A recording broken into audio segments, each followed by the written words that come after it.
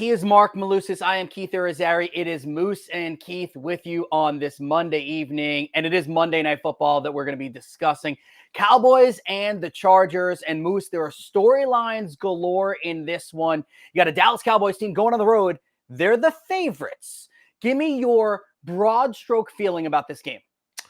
I like the Chargers. They're healthier. They're coming off the bye week. Dallas obviously didn't look particularly good against San Francisco last week, losing that game 42-10. Defense hasn't looked great without Diggs in that defensive secondary, and they've kind of gotten pushed around. And you look at the Los Angeles Chargers. I'll believe in either of the head coaches when you look at McCarthy or Staley out there in Los Angeles. But I think the Chargers getting healthier. I think they're live tonight going into the Monday night game. Yeah, I have questions about the Dallas Cowboys, and we'll start there because you look at a Dak Prescott who, was terrible last season with turnovers, looked like things were turning around a little bit for him early on in the season, then had an absolute dud just a week ago. The defense without Diggs in the back end of it, I wouldn't say they're lackluster necessarily, Moose. They're not stacked with studs anymore. So I think there are question marks there. And it's another question is whether Tony Pollard is really a true lead running back. Let's flip it to the Chargers side, though, really quickly for you, Moose. The Chargers, Khalil Mack is awesome. Bosa, we don't know if he's going to play. The weather is going to be nice. Is this a game where the Chargers need to jump out to an early lead, or can they play from behind? No, I think the offense is built to play from behind at times because they can throw it. Even without Mike Williams, who's lost for the year with a torn ACL, they still have playmakers on offense. They've still got Justin Herbert, who's gone over 300 yards in 2 of his 4 starts this year. He's dealing with a broken finger on his non-throwing hand. That's not going to be an issue, but Los Angeles, I've never got concerned about whether or not they blink in a high-scoring affair or be able to come back. No, I think they can score points in bunches. How about you?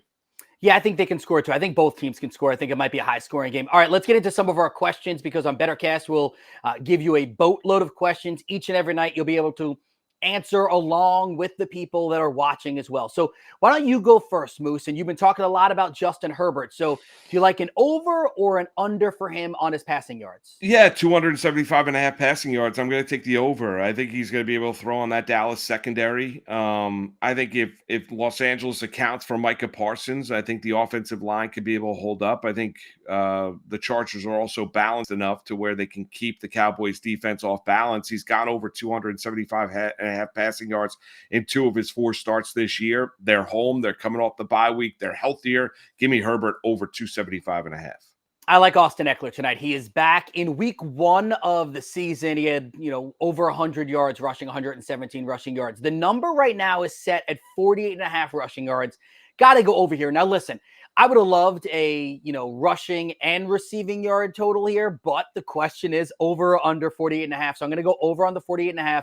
It's something he routinely does. And as for the Cowboys, you know what? Shockingly, they are bottom 3rd in the NFL in rushing yards per game at 123.4. So if we're going to see points scored by the Chargers, you're probably going to see Herbert throwing it around a fair amount. You could see Keenan Allen getting some big numbers.